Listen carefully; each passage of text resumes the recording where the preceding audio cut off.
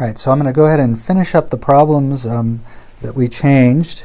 Number 15, first we need to find f of 3 using the remainder theorem. So I can't just plug 3 into the function. I've got to use synthetic division to do this. We know that if you divide this function by x minus 3, then whatever we get for the remainder is equal to f of 3. And so let's do synthetic division with 3. So this is actually our c value here, and that's what goes in our little box when we do synthetic division. So let's go ahead and set that up using our coefficients of the polynomial. So let's see, we're going to bring down the 1, and then remember we want to multiply, add, and we keep doing that until we get to the remainder. So 1 times 3 is 3, and when we add we get 13. About 3 times 13 is 39, and when we add we get 15. Multiply, we get 45, and when we add we get 25. Multiply, we get 75, and when we add we get 82. And so final answer here, f of 3 equals 82. That's what we were asked to find. That's what it means to use the remainder theorem to find f of 3. I want to point out something here. If it says to use the remainder theorem or synthetic division to find f of 3, all of this work has to be shown in order to get credit. We may give you a point for getting a right answer, but honestly, everybody ought to be able to throw 3 into their calculator into this polynomial here and get 82. So use synthetic division, but it doesn't hurt to check it by using the old-fashioned method, just plugging in 3 into the function, just to make sure you did it right. So let's go ahead and find f of negative 1 now. So this time we're using negative 1 when we set up our synthetic division. So let's bring down the 1, and then we'll multiply, we get negative 1. 10 and negative 1 is 9, so we're adding. Multiply, we get negative 9. Add, we get negative 33. Multiply, we get 33. Add, we get 13. 13 times negative 1 is negative 13. And when we add, we get negative 6. So that means f of negative 1 is negative 6. So that's how we use the remainder theorem to evaluate a function this way. Alright, so number 16 says use the factor theorem, that's our other theorem, really the most important of the two, to determine if the given values are zeros of the function. So we want to know if negative 1 is a 0. So when we do synthetic division with negative 1, if we get 0 as a remainder, then we know that that negative 1 is a 0. So let's go ahead and do synthetic division with negative 1. Let's drop our 2. Multiply, you get negative 2. When you add, you get negative 5. Multiply, you get 5. And then add, you get negative 3. Multiply, you get 3. When you add, you get 9. Multiply, you get negative 9, and you add, you get 0. So sure enough, we got a remainder of 0, which means that negative 1 is a 0. We could also say x plus 1 is a factor of this polynomial. And in fact, the other factor would be what we have here. And we'll get more into that in the problems that are coming. So the answer here is yes. So let's do the same thing with 2. And I'm just going to go ahead and put the numbers in here, and you can check your work. You may want to stop the video if you haven't already done this.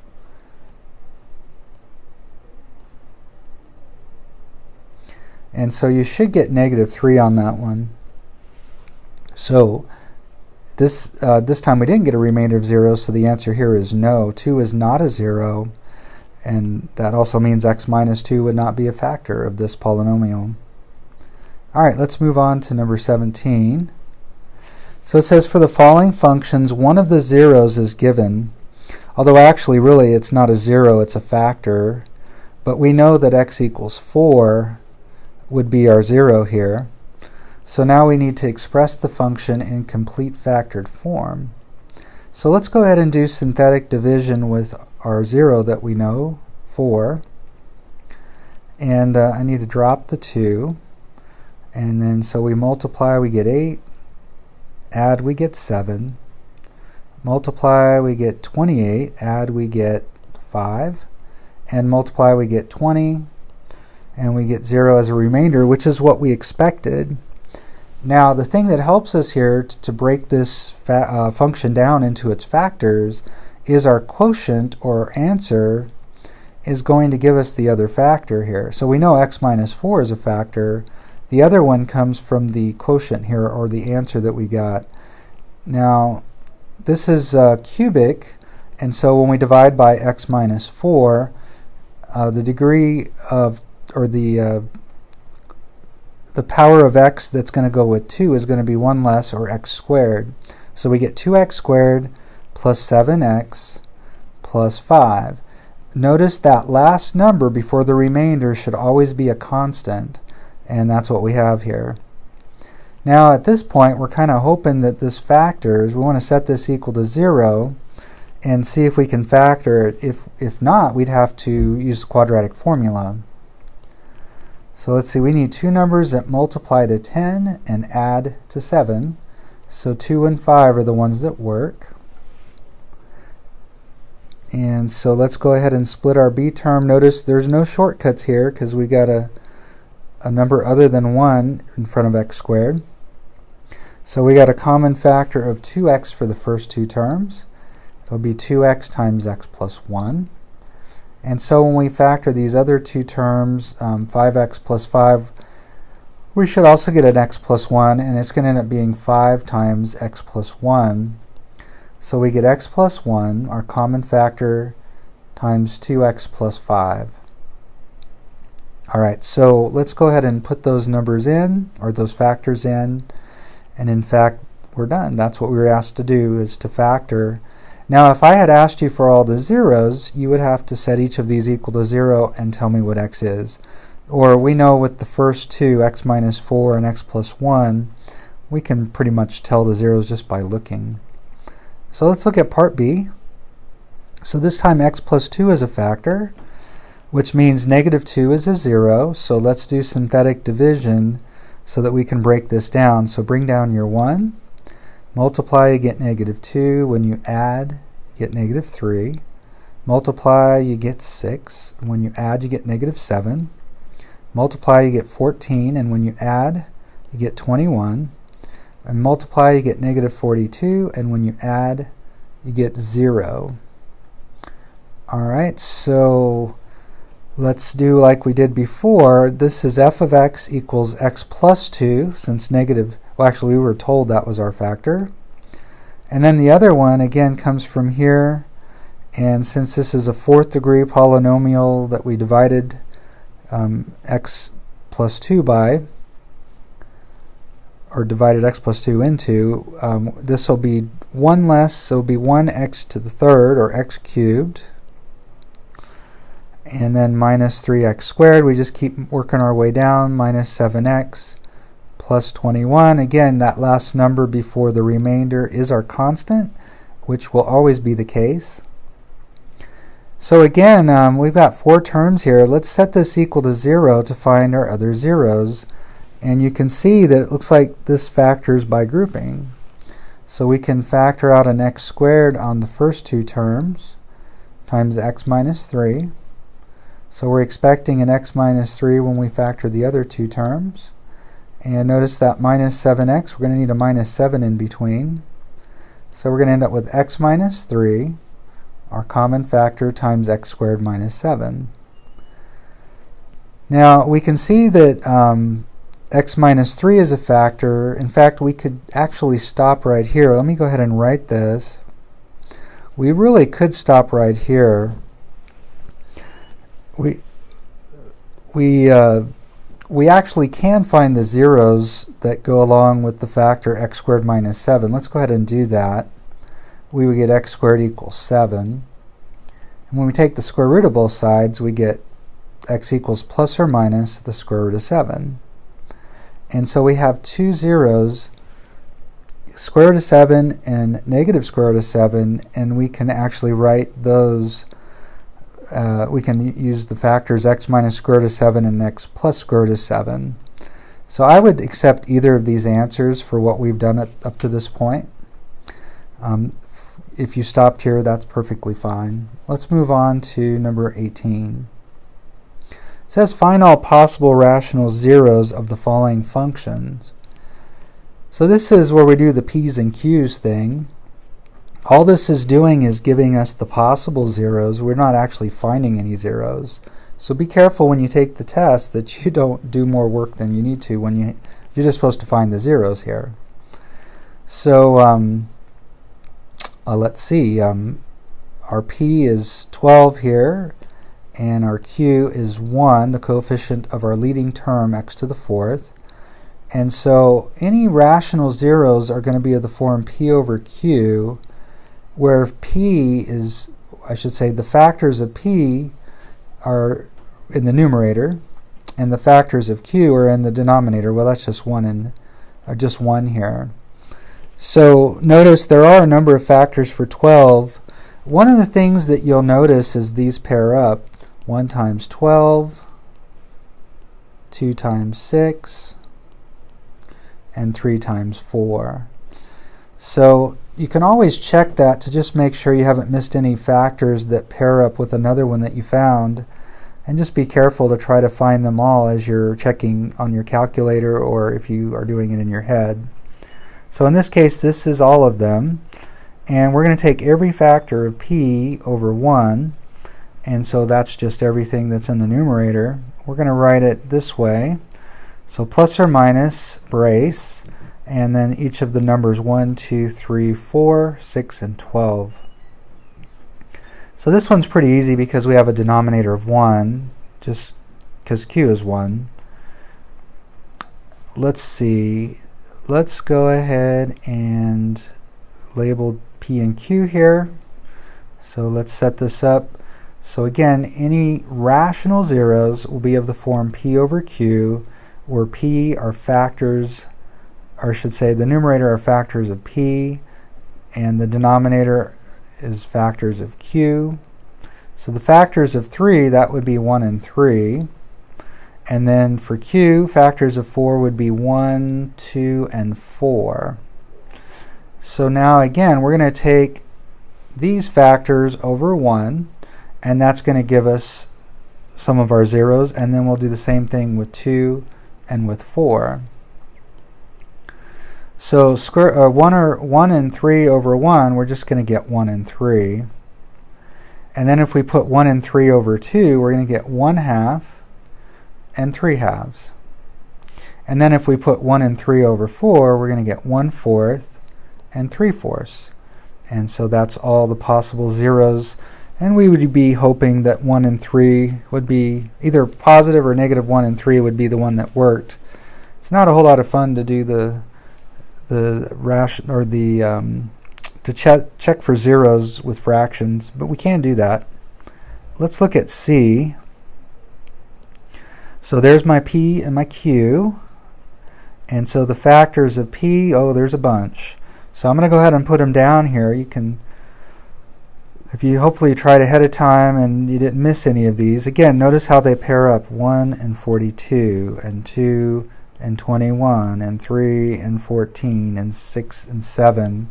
So that's one thing you can do to help yourself, hopefully to avoid missing some factors. The factors of 3 are just 1 and 3. And so we're going to put all of these P factors over 1. And so that's going to give us everything in the numerator. And then we're going to put them all over 3. So we have 1 over 3, a third, 2 over 3. 3 over 3 is 1, so we don't need to put that again. 6 over 3 is 2. We don't have to worry about that. 7 over 3, that's new. 14 over 3, that's new. 21 over 3 is 7, so we don't have to worry about that. And 42 is actually divisible by 3. And I believe it's 14. And so we got them all. All right, let's move on to number 20. So for each of these, the key is going to be drawing a sketch of each of these graphs and we use it on a number line to do this.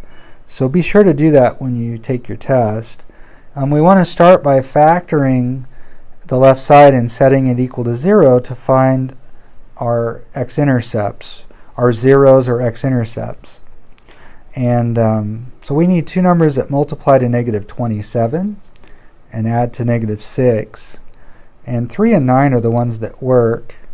Notice that the 9 has to be negative in order that the two numbers add to -6. And they do multiply to -27, so that works. And we can take the shortcut here. We have a 1x squared, and so we can just plug in the numbers there. So our x-intercepts are going to occur at -3 and 9. So let's go ahead and put those on a number line. I'm going to go ahead and put a number line in for each of these. Now the other thing is, notice we want to know when this polynomial here is greater than 0. So we're not including the equal case, so we're going to use open circles at our x-intercepts. And so let's go ahead and put those on. Now notice A and B are both quadratic, and so these are parabolas. And in fact, you can see that because it's a 1x squared, A is 1, these are going to both open up. So let's go ahead and just draw a rough sketch here. It's going to look like this. We don't really need to know where the vertex is. All we need to do is draw a rough sketch of the parabola. And so we know it's going to look something like that. And we're looking for where x squared minus 6x minus 27 is greater than 0. So we're basically looking on the graph where the y values are positive, so, or where the graph is above the x-axis. And so you can see it's here and here. And so now when we describe where the function, or x squared minus 6x minus 27, is greater than 0 or positive, we do that over x intervals. So you can see this is the area where our x interval, it's the interval on which the function is positive. So that happens going from left to right, from -infinity to -3. And then you can see it happens again after 9, so from 9 to infinity. So again, when x goes from here to here, from basically after 9 to infinity, again the graph is above the x-axis and our function's positive. And so we're going to include 9 to infinity in our solution. Alright, so you might want to try B if you haven't already. You should go ahead and get 0 on one side by subtracting 3 on both sides.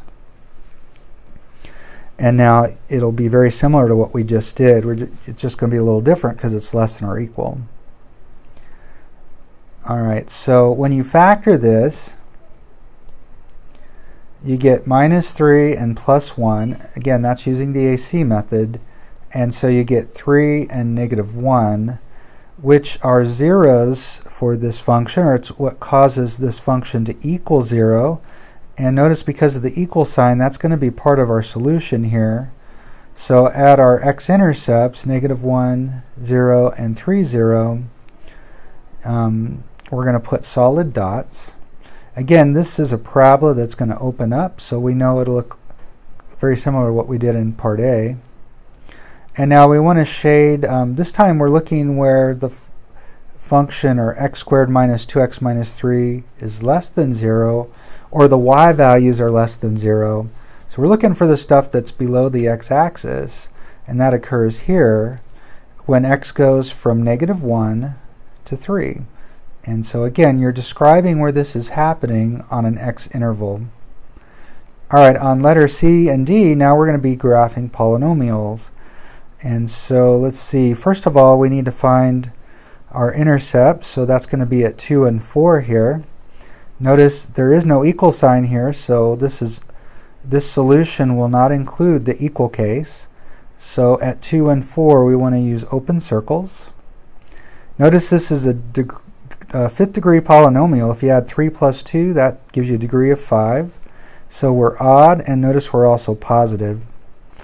And so this is the John Travolta in behavior, or remember, just like x cubed, y equals x cubed. And so it falls on the left and rises on the right. And now, basically, we're going to start here, and when we get to 2, we're going to cross. And notice we're going to bounce when we get to 4. Actually, I'm probably doing something I already did. I already set it up for. Let me see. So we're in a crossing here, and we bounce here. I'm going to go ahead and run what I did earlier. So crossing at 2, bouncing at 4, and you can see that's exactly what we do here. And notice our in behavior matches when we do that. Well, since it says greater than 0, we want to know when this expression is positive, and so we're going to shade above the x-axis. So notice that's going to occur when x goes from 2 to 4, and we're not including 4 because that's where we're equal to 0, and then from 4 to infinity. So really that's like 2 to infinity, but we're not including 4. We need to have that union there, and we can't. That's how we show that we're not including 4. All right, one more to go. Let's see, it looks like we can factor this by grouping. So it'll be x squared times x minus 6 if you factor the first 2 terms there. And so I'm expecting when I factor the second 2 terms, I'll get an x minus 6. And notice I need a negative 4x, so I'll put a minus 4 there. And negative 4 times negative 6 does give me the positive 24. So now we can write this as x minus 6 times x squared minus 4. Notice the difference of squares. And so this factors into these 3 factors. In fact, we're going to cross at each of the corresponding x-intercepts. So our zeros are 6, 2, and negative 2. And that's where we're going to put our points on the number line here. And notice, because of the less than or equal, we are going to have a solid dot here. This is a cubic function, and it's positive in the leading coefficient. Right? We have a 1 here. And so this is John Travolta in behavior. We're odd and positive. So it falls on the left and rises on the right. And we're just going to cross as we go through each intercept. So there's no bouncing on any of these. And then we want to shade below, since it says we want to know when all of this is less than 0, or our y values on the graph are less than 0, and that happens below the x-axis. And so that would be here and here. So basically, from the x-interval negative infinity to 2, and then you can see right here when x goes from 2 to 6. And that's it for this video.